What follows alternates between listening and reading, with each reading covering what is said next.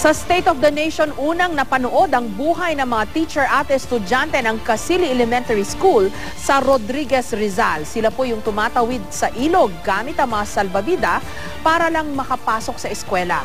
Ngayong paparating na naman ang pasukan, muli namin silang kinumusta. May report si Salima Refran. Animoy simula na ang klase sa Casili Elementary School sa Rodriguez, Rizal.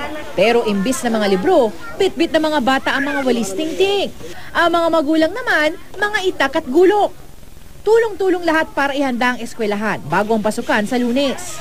Ang 4 na classroom, lumang-luma na. Ang isa nga rito, dekada 70 pa. Inaanay ng mga poste at mga bintana. May doon nabasa ang maanay, ginawa na itong bahay. So kailangan pukpukin ito para matanggal yung bahay para hindi mabilis na makain yung mga kahoy. Si Lolo Junito, katuwang ang mga lalaking mag-aaral sa pag-aayos ng mga upuan. Ilan na lang nga ang mga ito, karamihan, sira pa. Kaya kahit mga lumang pako, tinutuwid niya para makumpuni yung mga upuan.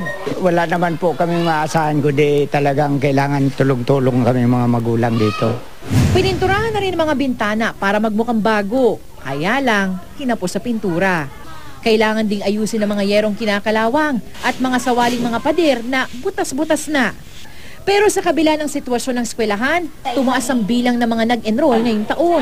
Dahil daw ito sa tila bagong pag-asang dala ng mga tumutulong sa eskwelahan matapos mapanood sa GMA News ang kanilang kalagayan. Pero mas marami pa sanang batang makakapag-aral, kundi pahirapan ang pagpasok sa eskwelahan.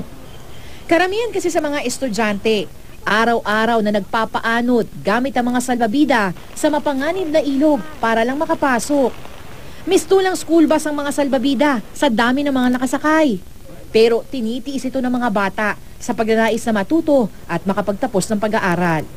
Lubhang delikado ito, lalo na tuwing umuulan. Ang hiling kasing tulay ng komunidad, hindi na pagbigyan ng DENR.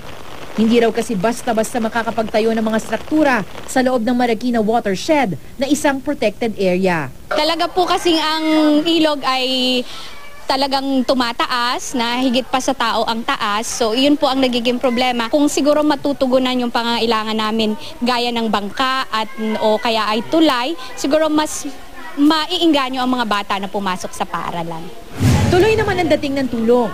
Ang mga donasyong school supplies at uniform, ipinamanahagi na sa mga bata. Dagdag insentibo para ganahan silang magpursige pa sa pag-aaral. Anong gusto mo maging paglaki mo, Angelica? Gusto ko pong maging teacher, businessman, doktor, engineer. Gusto ko pong maging sundalo, principal. Sabi nila ang karunungan ang natatanging yaman ng isang tao. Dito sa Casili Elementary School, nakita natin na kahit salat sila sa pasilidad at mga kagamitan, ang kanilang natatanging yaman, ang mga estudyanteng ito na handang-handa at gutom na matuto. Salima Refran. Yeah!